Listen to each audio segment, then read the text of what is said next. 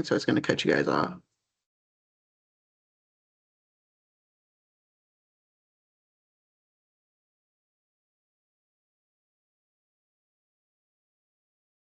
Okay, we're back in action. Getting some energy here. Okay. All right. So first thing I want you guys to do, because we are going to be using a workbook and I need to find another place. I think I'm gonna do like a VIP resources or something. So all of your guys' workbooks and everything that we've been creating are in one place. But for now, I want you guys to go into the information system security officer training class. And then scroll down to the bottom where it says uh, it will say week 8 resources. And I just published what we're going to use today. So I want everybody, wait, hold on. That workbook is not there. I refreshed and I'm still not seeing week 8, Danielle. That's because I just took it back down. I said, hold on, the resource file is not there that I want you guys to have.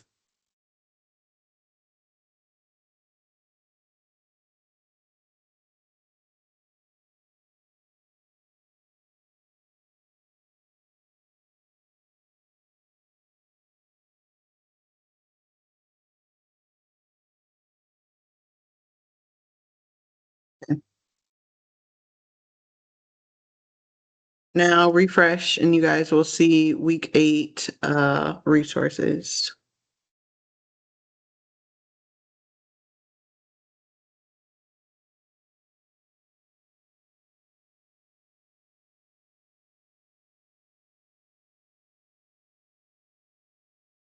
Let me know when everybody has this mapping workbook downloaded.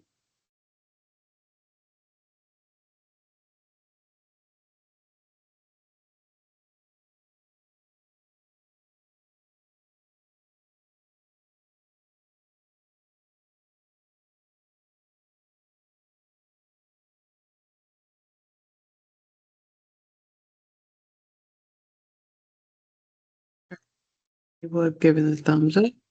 Right, so we're going to come back to that, but I want you guys to have it because if you're like me, you're going to start multitasking anyways, and that is the workbook that we are going to be using today. And let me see who we have on here before I get started. Allison, welcome back.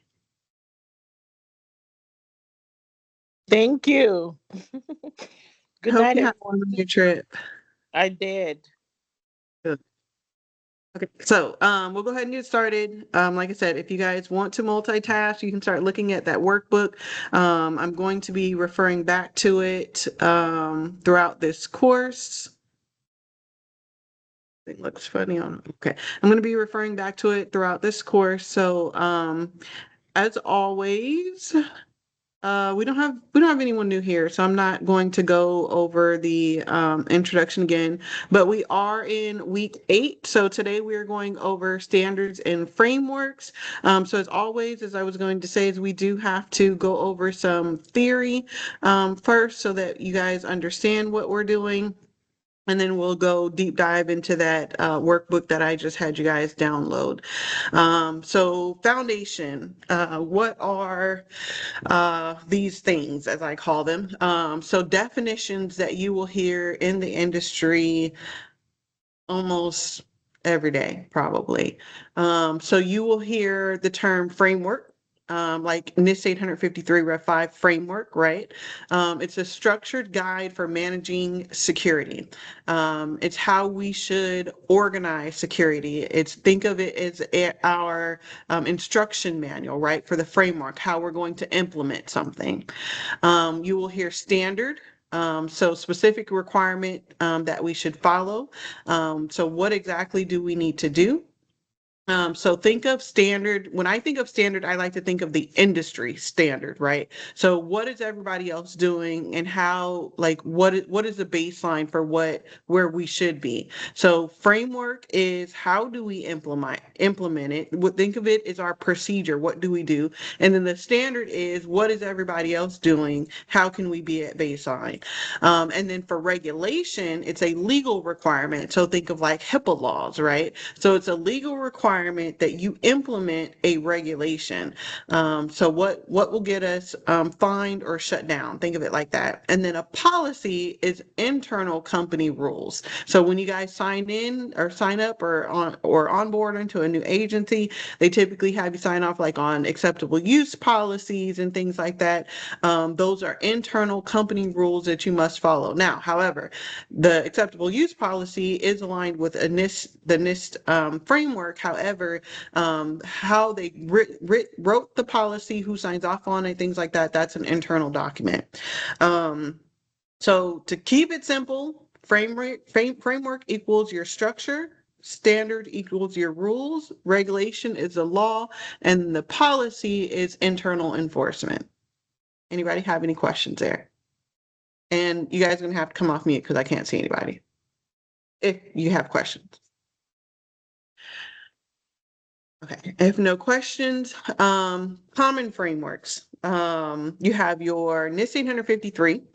We're on currently Rev 5 for what the organization has put out. So think of NIST 853 being more like government regulation. It's structured controls, and really NIST 853 is like the foundation for a lot of all the other frameworks that you see. They map back to each other, and we'll go into what mapping is, what that looks like, and things like that. That's what that workbook is for that you guys just downloaded. NIST CSF. It's a high level security program guidance. So think of NIST 853, but in blocks, right? So it's high level, what are you supposed to do at a high level, not structured guidance and controls. ISO 27001 is an international standard. So it's like certification based. So you can actually get certified, and you will hear me say standard rules, we'll mix, intertwine them, whatever. Just as long, you don't have to memorize any of these, just as long as you are aware of kind of like what they are. Again, you don't have to memorize them. But when you're in interviews or if you're talking to someone, they say, so we follow ISO 27001. I just want you guys to be aware of what that is. SOC 2, it's trust and service organizations. So SOC 2, think of like your data centers, right? So those are going to be like your security operations centers. They process sensitive data. So they're going to be held at the highest standard for trust. So they're going to have to do like a third-party audit to ensure that the information that they're processing is being processed through secured systems. And then HIPAA, we're all familiar with HIPAA, seeing how we all have been through to the doctor at some point. And then PCI DSS is the payment data system. So when you go to McDonald's and you use your credit card, when you use your credit card through school or Cure, it's all processed adhering to PCI standards, so private card industry standards. So those are the like largest of the frameworks. Those are what you guys will hear more often than others, but there's also like NERC-CIP, which I didn't put on here. That's very rare. Those are like energy standards. And then there's a few other ones out there like High Trust. High Trust is usually through healthcare organizations. It's also another certification based framework and things like that. So again, you do not have to memorize these, but you do have to be familiar with them and know how to navigate and apply them. That's most important when you're looking for jobs and going on these interviews. So what is mapping? Mapping equals connecting one thing to another. And again, I'm going to show you this in the workbook in just a minute. It's just connecting one thing to another. So control to your risk, control to your framework, finding, and then the requirement, right? So example of this would be no MFA. There's no multi-factor authentication. That maps back to access controls, the AC control family, and then AC2 being the control. And then the mindset that you should be having is what is the problem? What is the function? What is the control family? And what is the control? And I'm going to take a break here and actually pull up the workbook real quick, just so that you guys can kind of see that in action.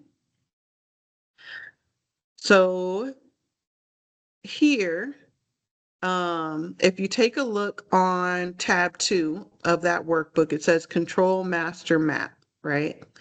So on the very first A3, so column A and then go down to line 3, you'll see like access control. So primary security topic, the control objective, so manage user accounts throughout their life cycle, and then it maps across here, it maps to each of these frameworks, right? So if we're talking about access control and this control objective, it's going to map to what's in NIST 853, and you're going to see everything that's applicable here.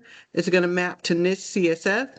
So for NIST 853, it's account management, right, with the AC control. And then with NIST CSF, it aligns with protect, identity management, authorization, access control. And then SOC 2, same thing. It's going to relate to this rule, and then it's going to, or whatever they call them, and then it's going to map to logical and physical access. Same with HIPAA. This HIPAA's actual rule, unique user identification required, ISO 27001. So it just goes on and on, right? So it doesn't matter if you're using high trust, NERC, whatever it is, if it is an account management issue or objective, it's going to map to something in another framework. Does that make sense to everyone? Or I should say, since I can't see you, speak up if it's not connected. Yes. Okay, all right. Okay, so that's what mapping is. So let me go back to the presentation just to make sure everyone, why I got a picture of her. Oh, I know why. Okay,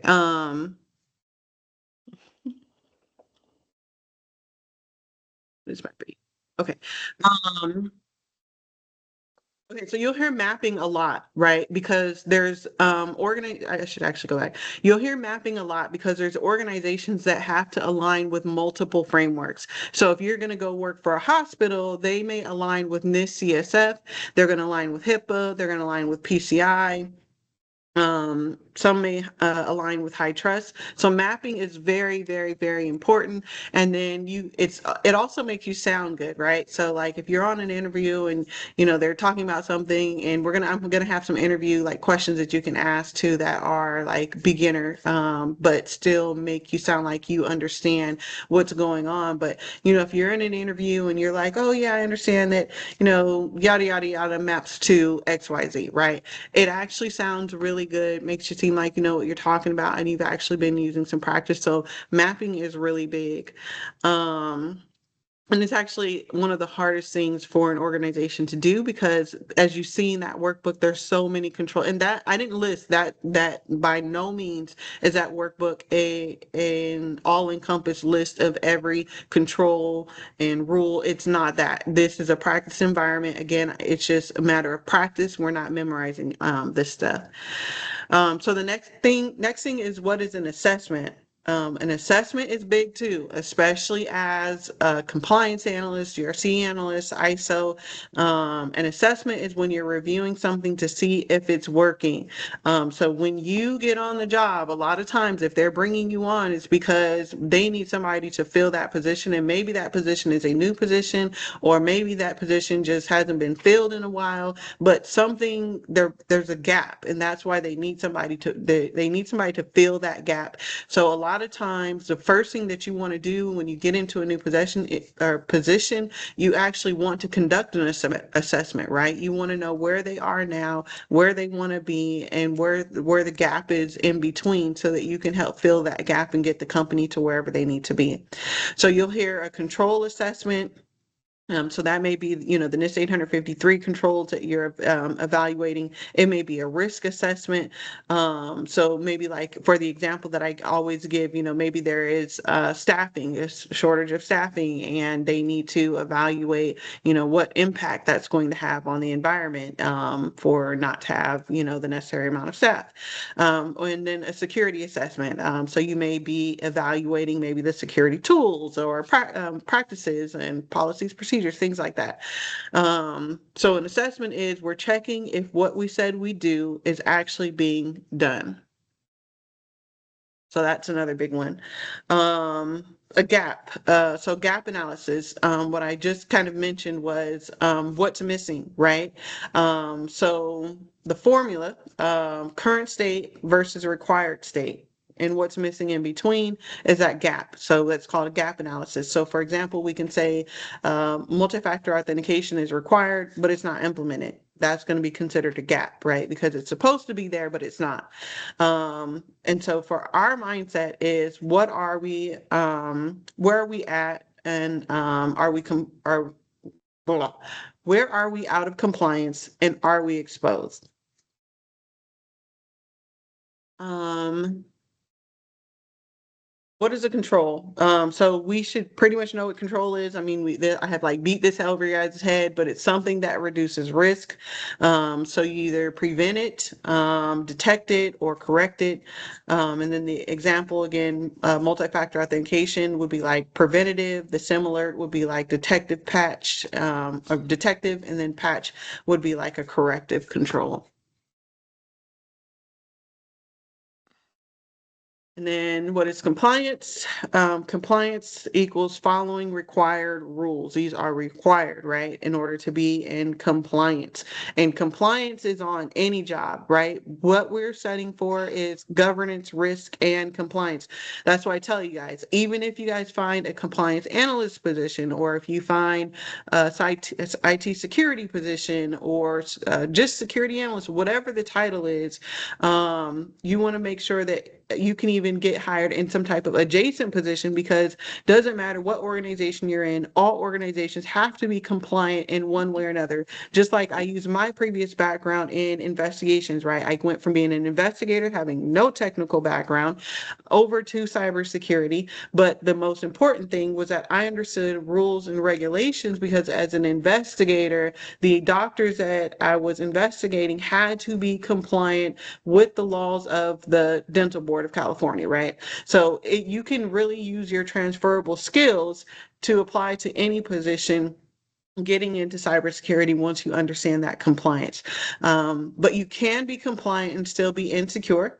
So the ISO focuses on risk and not just check boxes. So an example of being compliant and not secure is an example scenario will be a company requires strong passwords, so 12 characters, special symbols, we've all been there. But on paper, they're compliant, right? That is the requirement. They check the box. However, employees reuse the same password everywhere. So there's no delineation, there's no single sign-on, there's no multi-factor authentication enabled, no monitoring for suspicious logins. So if one password gets leaked, attackers can still easily get access. So that means that they're compliant, but they're not necessarily secure, because it's still high risk because of the way that they have their environment set up. So I know I've done a lot of talking. Does anybody have any compliance, any questions about that? Okay. How do you know what framework gets used? Okay, so one of the hardest things, right, is being new on the job, and I've been asked this too. When you're new on the job, how do you even know which of these compliance is relevant? How do you know what the company is supposed to be adhered to? You ask. This is not, normally I say, do your research. This is not that. You don't want to assume anything. You always want to ask. As a matter of fact, I asked during the interview, right? And we're gonna, like I said, we're gonna go over that in a minute. So you always want to ask what industry are they in, but you should know the industry that they're in, especially before you go to the interview, right? It should say on the job announcement what frameworks they adhere to typically. And it'll say like, be familiar with NIST 853, be familiar with ISO, be familiar with NERC-CIP, right? Like if you see something like that, then that kind of tells you what industry they're aligned with. And then of course I always, if you've been in my interview prep, you know that I am big on going to the company's website and researching them before you even go to the job interview, so you already kind of have like baseline knowledge. And then you definitely want to ask, are there any legal requirements, right? I don't know, maybe they have some HIPAA compliance or PCI, or, something like a really high regulation standard. What data are we protecting? So is it, protected health information? Is it PCI? Is it, energy? Is it critical infrastructure? What is it? And then what contracts require compliance? Now, this is if you are in a third party like SaaS or managed service provider type environment. You want to know, what contracts require, different compliances. Maybe you have a government client and they adhere to whatever that state government rules and regulations are. So it's more frameworks and rules, regulations beyond what I told you guys. So it's always good to ask questions. Don't assume. Not with this one. A lot of times, when you get into these organizations, these frameworks are not just put in a hat and shook up and said, okay, we're going to align with this. A lot of times these are already determined by legal what the organization is going to adhere to. So it's important that you ask with this one and not assume. So again, framework selection is driven by business, data, and legal requirements. And again, the company's legal is going to be involved with that one. So how do ISOs find this on the job? You can review it in the policies and compliance documents. You can ask your leadership, your security teams. You can look at audit reports. Audit reports a lot of times will have what in the introduction or like executive summary to say like we were auditing for this based on these standards. Review the contracts again if it's some type of managed service provider, and then check existing control frameworks and tools. If they have any tools like Secure Frame, Audit Board, EMAS, Strata, just depending on what the company has, right? So a lot of these things you won't really get to see unless you're on the job, and it's going to differ from for every environment. But again, this is just theory stuff. I want you guys to be aware of it, not stress about it right now. It should just be I just want you guys to be aware so that you know how to like what to do when you get on the job initially. And you guys should be in the free group forever. So if you get on the job and you're like, dang, I'm so confused, you should be messaging me. Okay. So what to ask? So in the interview, like I said, in the interview, it's always good to ask. So it shows that you have been doing some hands-on, right? And you're not a beginner. So if you're in an interview and the interview person is like, yeah, so do you have any questions for me? A lot of times they thinking you don't know what you're talking about. You're really not probably going to have a lot of questions. You're going to ask a lot of basic questions. But in this case, since you guys are in my class and you guys should be doing at least some interview prep with me before you go on the interview, you definitely want to ask them what kind of security frameworks or compliance standards does the team follow? What do you guys use to keep track of the security controls that are actually being followed? So are they using any compliance tools, secure frame, Drata, stuff like that? Are there any audits or compliance deadlines coming up that the team's getting ready for? I like to ask this question because when I tell you that I have seen projects where they only want to hire you because they got an audit coming up and it's a disaster, or they haven't had an audit in 3 years and the pen test is supposed to be annually. There's some messy environments out there, so I like to ask. So another question is, how often are your assessments done? Is the company pretty consistent, or is there a backlog? Again, like I said, I told you I was tired, don't mind that. um so like I said, there's some pretty messy environments out there, so they may be behind. Do you mainly follow one framework, or are you working across multiple and mapping between them? That's a good one because, like I said, that's really hard for a lot of companies to keep up with. And then you don't need to sound overly technical, right? And a lot of you guys say, Danielle, you break it down for us. I do this on interviews too, because a lot of times, it's just not necessary to be overly technical for the GRC position unless AI is getting more advanced, which is why I want to show you guys like prompt engineering, or I've been showing you guys some prompt engineering. So unless the job announcement says that the position is a little bit more technical, and they have you interview with the operations manager, then of course you want to throw in some technical jargon. But for the most part, especially the initial interviews, you should be just fine. And then practice. Okay, so I have a question. go ahead.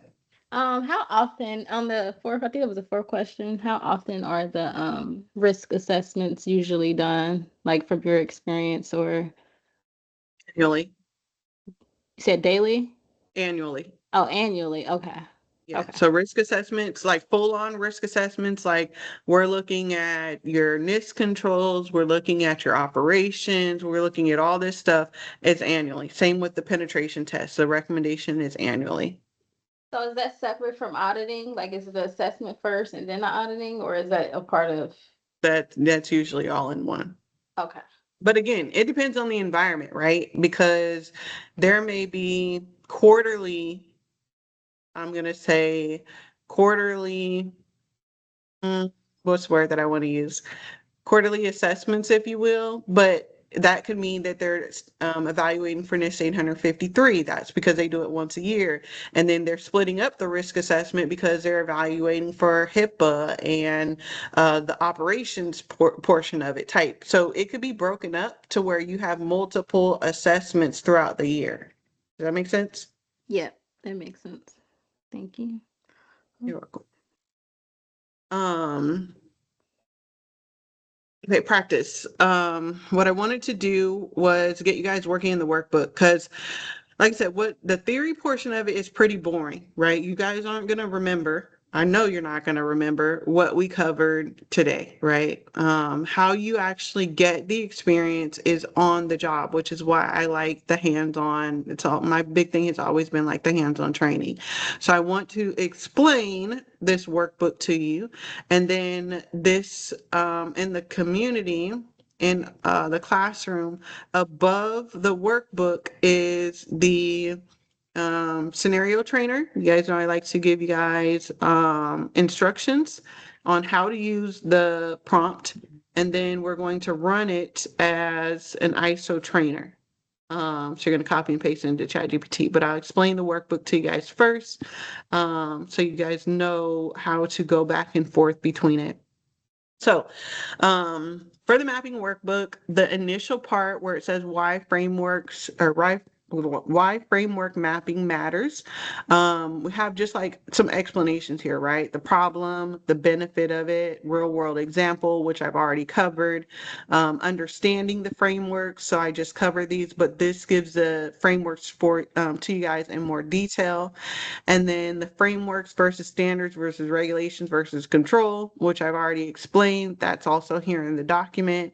And then I have a usage guide. So start with real world scenarios, find the related control, review the mapped controls, read the explanation, and apply it. Right. That's essentially what we're doing for every scenario that you run through with ChatGPT. And then how to read the mappings. The control in the other framework covers essentially the same requirement, which I covered, a partial overlap. The other framework addresses part of the requirement, but not all of it. So again, remember the controls are not necessarily one-to-one. NIST may say maybe more extensive, whereas HIPAA saying, it's not covering all of that, but, here goes some of it, or vice versa. And then related concepts, the frameworks address similar themes, but from different angles or different scopes, and then no close equivalent, then this control has no meaningful counterpart in this particular framework. So some controls overlap, some don't. So just be aware of that, which is why I say it's really hard for a lot of the organizations to keep up, especially with NIST having 1,000 controls. Just by itself. So typically, I haven't seen an organization that has implemented all 1,000 controls. Usually they pick, like the top 300 or whatever, and then that's what they go with to make sure that their environment is secure. On the second tab, and you guys know to stop me. I'm just letting you know because I talk fast sometimes, so stop me anytime you guys have questions. On the second tab, you have the control master map. So in columns A, you have your primary security topic. So you have your access control, your MFA, your passwords, logging, monitoring, so on and so forth. You have your control in column B. So manage user account through their life cycle, enforce least privilege, require strong authentication, so on and so forth. And that aligns with each of the security topics.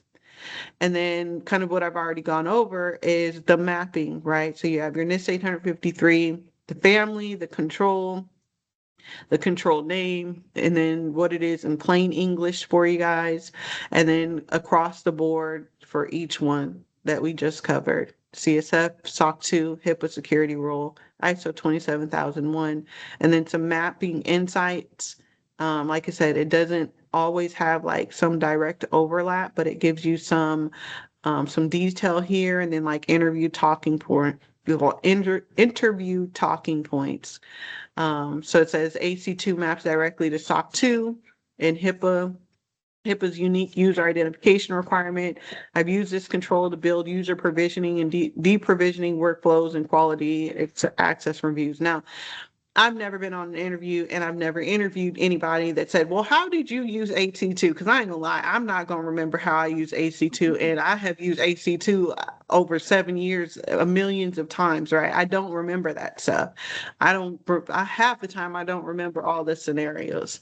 So again, I don't want you guys to necessarily remember this stuff, but I want you guys to be very familiar with it and how, again, assessments, mapping, gap analysis works, because that's majority part of your job. In the third tab, we have a framework explorer, as I like to call it. And the framework explorer, if you scroll up to the top, you'll see a security topic. So remember, everything overlaps, right? So like everything that I've been teaching guys as far as identifying the security problem, the function, and how you apply the control things, all of this is overlapping each other, because on the job, everything overlaps. So you'll have a security topic. You can go up here and scroll like to what the security topic is going to be. So if it's access control, you can go down here and it's going to have the relevant controls that's related to access control. And if it's AC2, you'll see the spreadsheet change, and you'll see like a clear view of what this was before. So we had AC2 over here, right? But it was kind of like you had to scroll across. The Framework Explorer, it's similar, except it's semi-automated. Gives you drop downs if you change the security topic. So if it's incident response, then you come down here. You have your IR1, IR2, and then the information is going to update in this workbook. And yes, I built it out with Claude. So this is, for our Thursday's class, be FYI, these are the things that you can build out by yourself once you get really good. And then scenario practice. This is already a pre-built, scenario description for you that we're going to run in Claude. But for those of you that are just like, I kind of want to just take a look at some scenarios that are already done, so I kind of understand, the flow, then this is here for you. So like the first line is a former employee's Active Directory accounts remain active 60 days after termination. The problem is that, it's an orphaned or zombie credential. The likely risk is unauthorized access, data theft, or insider threat. And again, you guys should be familiar with this, right? What I'm having you guys do is repetition from the very beginning. We have gone over this. We have been using ChatGPT to run these scenarios. And if you've been practicing, this stuff should actually become so familiar to you that you're like, okay, I'm ready for the interview because I've done this so many times. I completely like at least understand, have a fundamental understanding, not that you actually have to remember. So it gives you the suggested answer, the plain English reasoning. So when people leave, their accounts must be turned off immediately. Active accounts for former employees are an open door into the systems. And then again, another interview style answer. Again, nobody that I've known has gone that deep. So that's just kind of like for your FYI. And then this list and logic here, you don't touch. This is what the workbook uses to pull in the information for these sheets to be able to work properly. So I'm going to take a break and ask anybody if you have any questions about that before we go into our practice. If we added the list and logs, will it automatically edit, or is that something that's? No. Oh, Don't touch the list and logic at all. This book is scripted, written in Python, and Claude built it. So you may break something if you come in here and try to update it yourself because it's not written into the script that's behind it. okay. Um, okay, again, so this workbook is just for you to practice with. What's going to be your driver is the prompt. So for prompting, the prompt is here, and it has some instructions. And it says, copy the interview prompt below, paste in a chat GPT, press enter and begin the exercise. Answer each question on your own first. Use workbook if needed. Do not skip ahead. Let chat GPT guide you step by step. So this prompt is no different than any other prompt that we've been using. You scroll all the way down to start now, generate the first scenario and ask me the first question. You stop there. I do have like just a note to students, if you run the prompt every day for 30 minutes, you'll start answering interview questions without even thinking about it, right? Because again, it's really repetition at this point. It's just, you guys just need to hear it over and over and over and over again. And then you'll be able to talk like me because it's like, I've done it so many times that I'm bored with it, right? Because it's what you do every day. So if you guys go over to Chat GPT now, I want you guys to go to ChatGPT, paste that prompt in, and make sure that it works for you. Go ahead, Tiara. That framework mapping, will we see that on the job, or is this something for us to get familiar with? Like I said, you will have to map you will have to map frameworks on the job. But the framework mapping, whether or not it's actually built on the job already, it depends on the employer. Okay. Okay. Here's a cleaned up version. Wait. Hold on.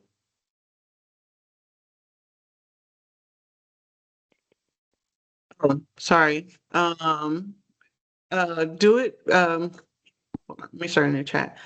Don't copy the first part. Act as a cybersecurity ISO trainer. Otherwise, it's going to give you a prompt.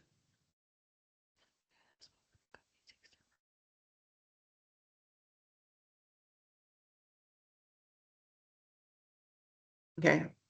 Did everybody get a prompt? Yep. I mean, not a prompt, a scenario. Mm-hmm.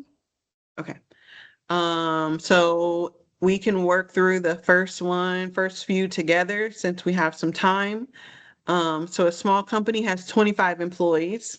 Everyone logs into the company email system using only a username and password. There's no multi-factor authentication turned on. One employee reused the same password from another website that was recently breached. What is a security risk in this scenario?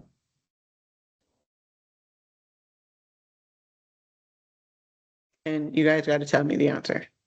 And you guys can use your workbooks. You can go and look up like the security problem or whatever's in the workbook. Security risk would be that the person account can be compromised, right? Because the credentials was used on a breach.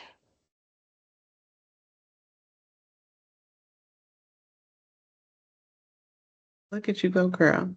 Look at that. See? Okay. What security control would help reduce the risk? MFA. What's the control though? Oh, AC2, I think.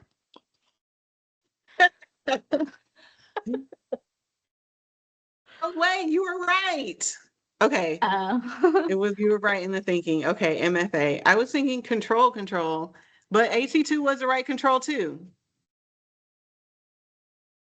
Okay, so again, so I did build into the prompt that if the answer is not right, that it gives you the right answer. But either way, MFA and AC2 was right. Um, but so the control we need require a second MFA to verify. Question Uh-huh. before you go, the observation is this, right? When you are talking about security control, right? AC2 is correct because that GBT is not, we can't depend on that Right. GBT all the time. We have to do the review, we have to do research, make sure that we understand what ChatGPT gives to us. But if we are talking about security control, that is AC2. So MFA is part of AC2. mm, So that's what I Right. want to. And that's what it says. It gives the explanation because I said AC2, it says AC2. So it says MFA and then AC2 account management is about managing accounts, creating, disabling, but it does not directly protect the login process itself. So ChatGPT is thinking in a literal sense sometimes. So when we say what security control, actually, okay, you know what? My brain, I didn't even say what security control would help reduce the risk. So you probably seen that and I didn't. And I think I stopped at what is the security control. But mm. if it's what security control would help reduce the risk, it is MFA. So that's more like the action that you would take to Exactly. instead Right. of To reduce the risk. And then I was thinking what security control and stop there, not which is why I said AC2. But again, you got to read all of it instead of thinking you know everything. So that was okay. okay. So yeah, so both answers were right as far as like what security control, but then if you fully read the question is what is it to reduce the risk? It is MFA. I got a question. Buying ChatGPT for what security control would you use? It came up with role-based access control for a better answer. Because it says AC-2 is account management, but it says a better answer. The most direct security control is restrict access and using role-based access control. Is your question the same Okay, question? but it depends on what your question is. Can you share your screen real quick? Sure. Sure.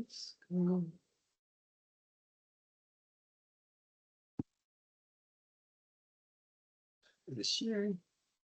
Hold on. No. Shares. Which tab I'm on? Hold on, let me go back. Did I share? Is it sharing now? Nope. No. Ah, why isn't sharing it? I didn't count. Okay, let me start over. Shares Chrome entire screen. Share. Can you see my screen now? Okay, yeah. Okay, so scroll up. Okay, the security wait, no, scroll up. more to the initials. Okay, so a company has a shared folder on its internal network that stores okay, this is a completely different question, so it's going to give you a different answer. So a company is a shared folder on its internal network that stores employee payroll files. The folder contains name, home addresses, and salary information. Right now, every employee in the company can open the folder, even though only the HR team should have access. What is the security risk in this scenario? So that's not the same as Oh, okay. the scenario that we were just going over. Oh, And so when the you guys, prompt generated different questions for. right, it's going to, because your chat GPT, they're all individual. So it's going to generate a prompt, a different scenario for everybody. Okay. Okay, that makes sense. So I'm going to share my screen and go back to our problem. Okay, so question 3. Wait, do you have another question, Beverly? Nope. Okay. Okay, so now question 3 is now map this to the correct framework family. So NIST 853 family does which, see, this is why I need to read the full question. Which NIST 853 family does MFA fall under?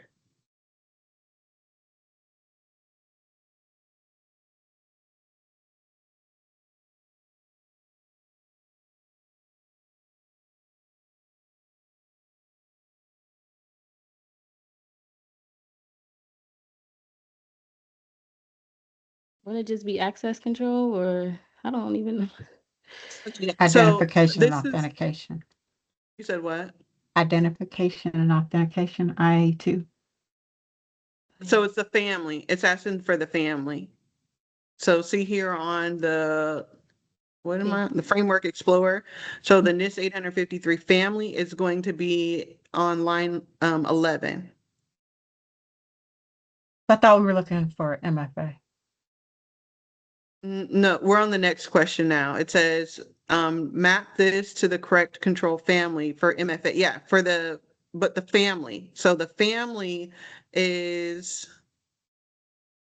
like, let me go back.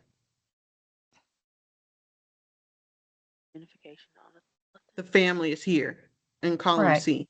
So identification and authentication. Identification and authentication. I can't talk. Line Oh, I 6. see what you're saying, Yeah. but we just said, hold on.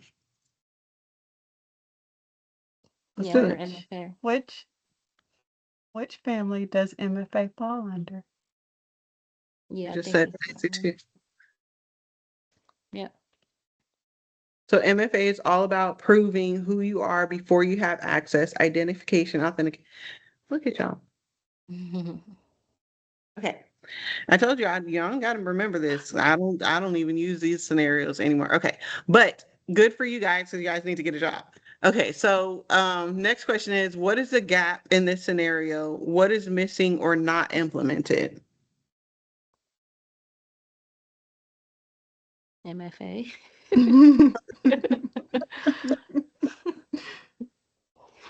Okay, so the system is missing MFA, which is a key security layer. Right now, users only rely on passwords. That's a gap. And then what is the business or security impact of the issue?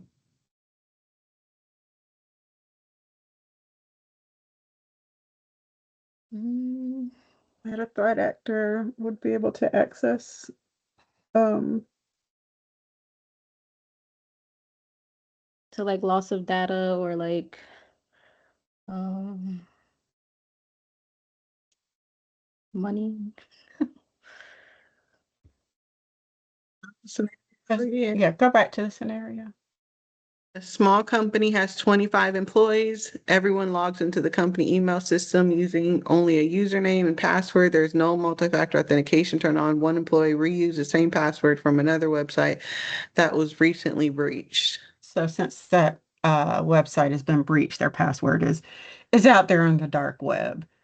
And a threat actor could obtain the password and log into, well, they said for their mail, but I gotta think this company's probably using the same password for everything. So depending on what that person has access to, it could be open game. So loss of data or credential hacking Harvesting. or loss of data. That's what you guys gave me? Correct. If then an attacker gets into an account, they can steal sensitive data, send phishing emails from trusted account, cause reputational damage, potentially lead to financial loss. And that's it. So that's how the scenarios are run, right? So like the more and more you hear it, the more and more you'll get like a great understanding of what it is. And then you'll get like me and you get on the job and then you don't remember none of it half the time. But but that's essentially how you map everything together. And you guys did a really good job. So you guys want to do one more scenario before we use the time to mentor and stuff like that. Mhm. Okay. All right. So a company uses a shared admin account. So we're Oh, on scenario Lord. 2.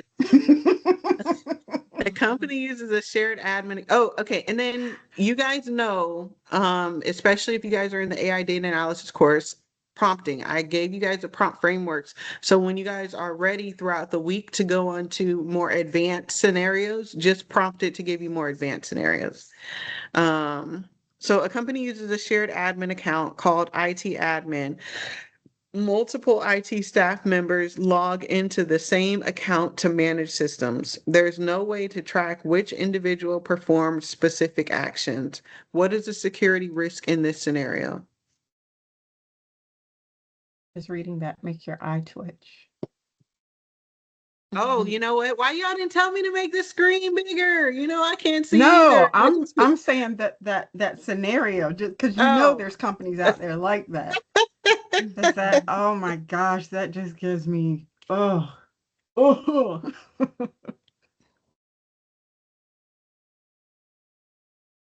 know there What is, is but okay. Okay, so what is the security risk in this scenario? Unauthorized access and no accountability because multiple people share the same account.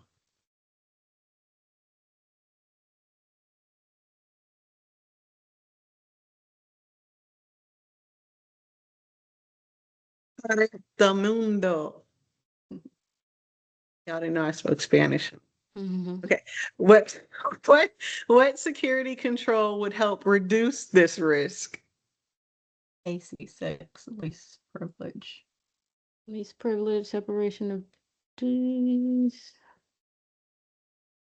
So correct answer, unique user accounts, no shared accounts. Each admin should have their own individual account. Mm. Why 8C6 least privilege is about limiting access, but the real issue here is multiple people using the same identity.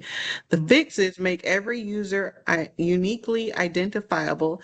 This allows tracking actions, accountability, and proper auditing. So now map this to the correct framework family. NIST 853 which NIST 853 family does this fall under? It didn't even give us the Is it correct IA dash control. two? It was the correct answer Unique said user unique account. user accounts. Could Unique. be AC, access control. Still AC, but not a okay. Wait, Is it um, IA You don't give dash I- us. two? wait, what? You guys are just saying stuff. What y'all want me to type in here? Just put access control because I think everybody's saying access control, just different, specificities of it. So Okay. identification and authentication it falls under. The core issue here is you cannot identify who is using the account. That's not just about access, it's about identity. Identification and authentication, who are you? Access control, what are you allowed to do? Since multiple people are sharing one identity, this is an IA problem. IA2. Okay. IA dash two. Yeah. Okay, and then what is a gap in this scenario? What is missing or not implemented? Which I think we should all know, but okay. Least privilege, right? So we going with as a group? I No? still don't. I don't think it's least privilege because least privilege is still just saying what we're giving them the Mhm. access to. The issue is that nobody has their own Separation of login. accounts. Yeah. Yeah. So like identification, authentication, identity. Mm.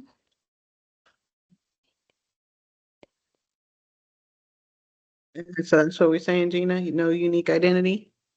Hmm MFA not implemented. He just be throwing stuff at me.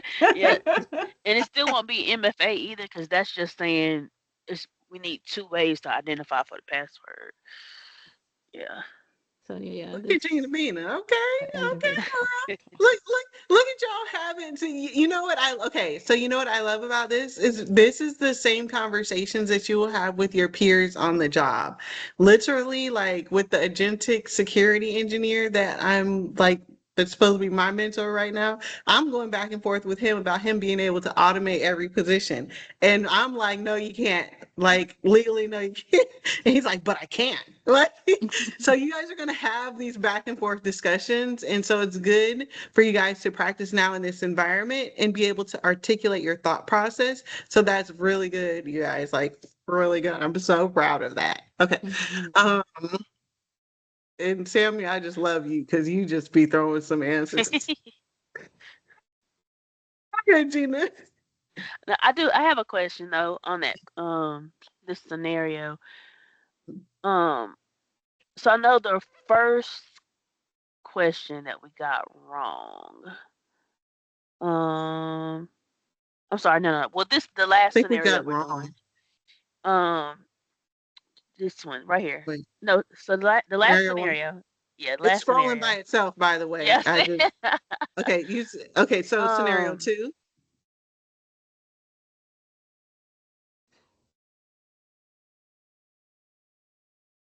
this one. yes. Okay, so this one that we're doing. Um so question one, it said what's the security risk, which I think that's what we had got wrong, right? No, That was Oh, okay. correct. What's the next one? Question two. yeah. That one. So it says what security control would help reduce. I understand the answer, but I don't see how to get the answer using the framework work. So because it's asking, okay, so it's saying what security control would help reduce. So it's um okay, so remember we went back to what is a control? Which is why and govern it here. So Hmm this control is something that reduces the risk. So when you hear something that reduces a risk, you know that they're thinking of a corrective control, not necessarily the NIST control that applies. Does that Right. make sense? hmm So So if that's I were to go to the GRC framework, I'm just trying to see connected how would I to have the map. gotten, yeah, how I would have gotten that answer because we know it's not least privilege, and um I would have thought IA2, but I think it is IA2. I didn't just change. It didn't tell us, but we had to. It's IA2, yeah, right? because it just says unique user accounts, which I don't know. Well, I didn't do a Yeah, and control F. that's not I too. Wait. Yeah, Okay, it wait, wait. didn't tell you after you got it wrong. It just was like, nope. But then it went to something else, and I don't know why it didn't give us the Wait, actual wait, wait. answer. Wait, hold on. I think we're talking about two different things Right there. because So it says the correct answer is unique user accounts, which I get it. Each person should have his own account, but I didn't see unique. Like, of course, that's not in there. I guess I'm not. Let's see. No, it's in there. Hold Wait, on wait, just wait, a wait, second. wait. I think I know what you're saying. Okay, so you're trying to figure out how to map the scenario, the essentially the core problem with the, hold on. I know what you're talking about. And let me think about that for a second. What security control would help reduce the risk? And we know that it is Uniquely identified right there. identity.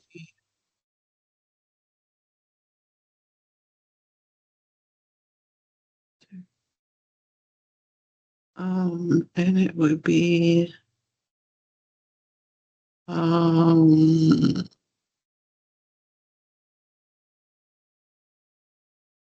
don't know if it's actually going to be in here. Excuse me. Wouldn't it be the first one because they all have to be uniquely identified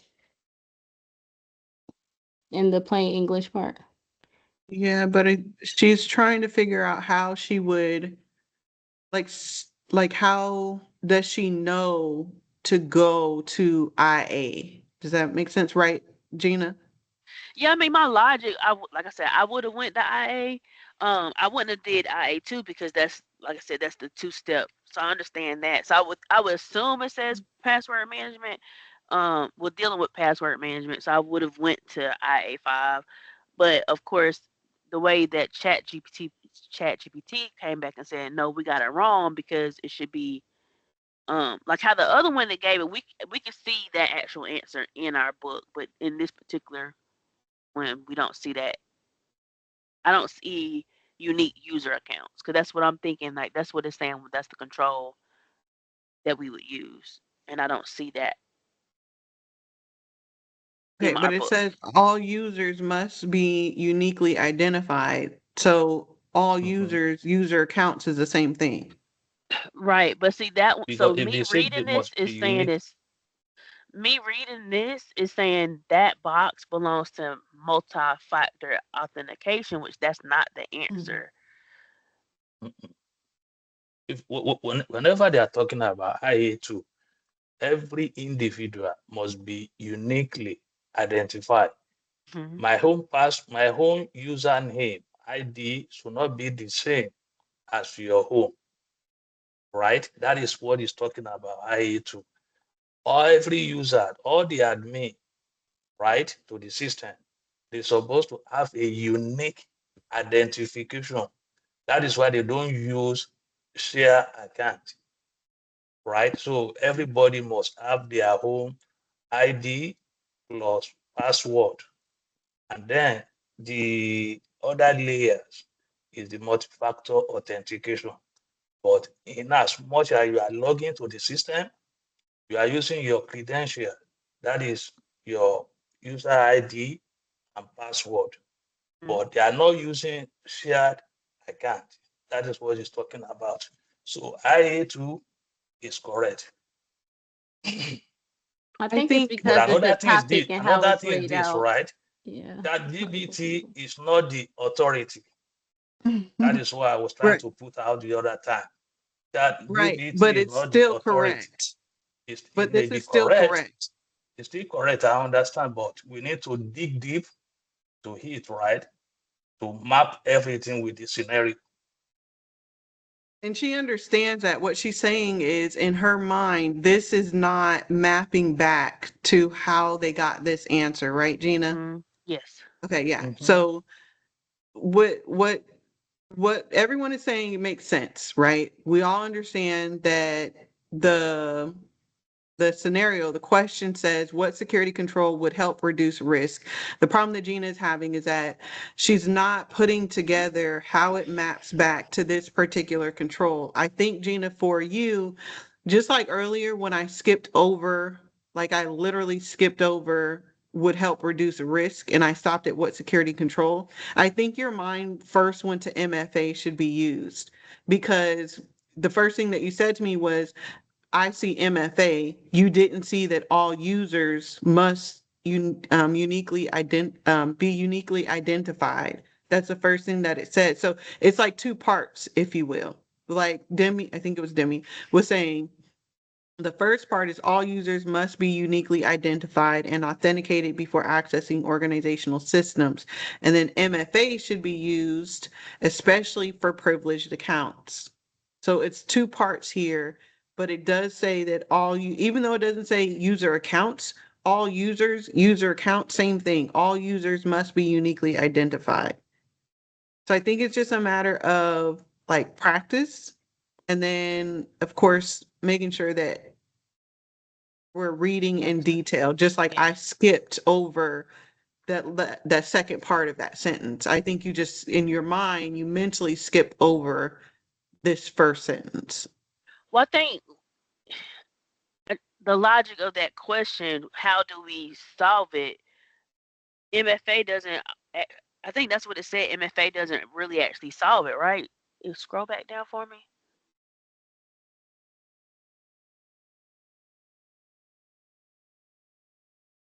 Okay, so yes. You're thinking about Alright. another question.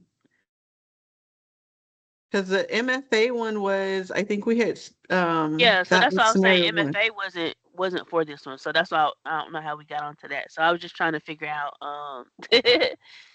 I get it. I do understand now that that's what it stands for. It's, Is uniquely shoot, individual, but it's scrolling by itself. I'm not doing it. Ever since I said I needed a teleprompter type thing, ChatGPT just been scrolling by itself.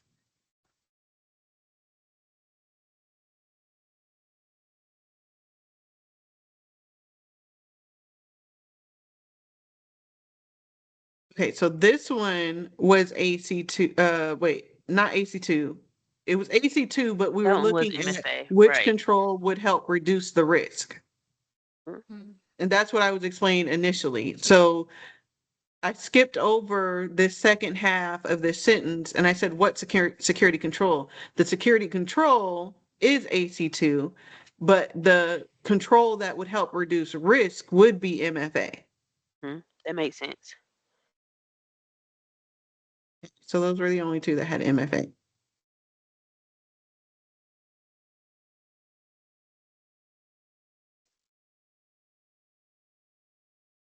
Are you okay?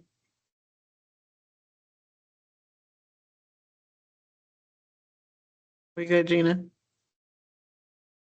Yeah, I think I might. I don't want to confuse anybody with my. I think totally different, but yes, I'm good. Okay. Um, run the scenarios like throughout the week and then let me know like as you do more practice and let me know if it makes sense. Just, Or if you run into any more that you're like, what? Go ahead. I was gonna say, just going over these two alone helps a lot with taking me away from the technical solution to like more just the overall, what's the general solution? Because, like I'm used to like going to the user account, actually doing it, the hands-on. Mhm. And this is like, no, you're not doing the hands-on. I could Right. kind of guide you and help you, the engineer or whoever, the system administrator, so on and so forth. But so this does help a lot. Mm-hmm. I think this is our last question. I can't remember how many questions I had. So, um, what is a business or security? Okay, now I don't even remember the scenario now. Okay, so what is the business or security impact of this issue? And the scenario was company uses a shared admin account called IT. Admin, multiple IT staff members log into the same account to manage systems. There's no way to track which individual performed specific actions. So the business or security impact of the issue is what? And why do I feel like we answered this? But go Saying ahead. like loss of data, right? Or loss of information or bad actor. Tracking, accountability. I thought that's what we answered it. Yeah, No? we Think did. so, right? And I see what I was trying to ask too. If you scroll up, because so the answer said it's an IA problem. It's not an AC2 problem. So that's what I was trying to say. Um, why would it not be IA5 for password management? I guess that's what I was trying to say. Mm, wait, did he even ask us what control it was? Because it said the correct answer was IA, but Mhm. we didn't even have to we didn't have to answer if it was To go. IA5 or not. Okay. Okay. Yeah. Okay. If you did want to lock in, let's see. The core issue here, you cannot identify who is using the account. That's not just about access, it's about identity. Since multiple people are sharing one identity, this is an IA problem. So if you do come across scenarios like that, you can say, which IA control does this relate to? Okay. Okay. And that's because you said uniquely. Got you. Okay, makes sense. I got it. Okay. All right, we are at time for just the fundamental teaching stuff. I'm going to stop sharing my screen. Does anyone have any questions before I turn off the recording?